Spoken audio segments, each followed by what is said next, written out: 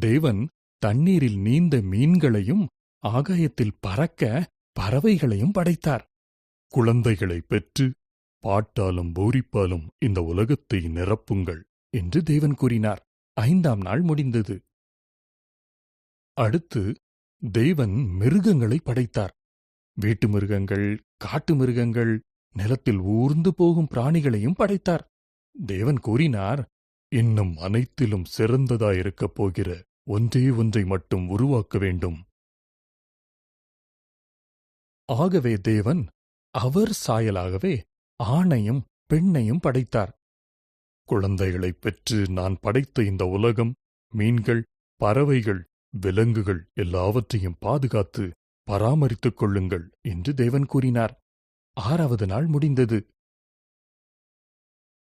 பின்பு தேவன் அவர் படைத்த அனைத்தையும் பார்த்து, மிக அருமையாக இருக்கிறது என்றார். எனவே 7ஆம் நாளில் அவர் ஓய்வெடுத்து அந்த நாளை சிறப்பான நாளாக்கினார். 7வது நாள் முடிந்தது.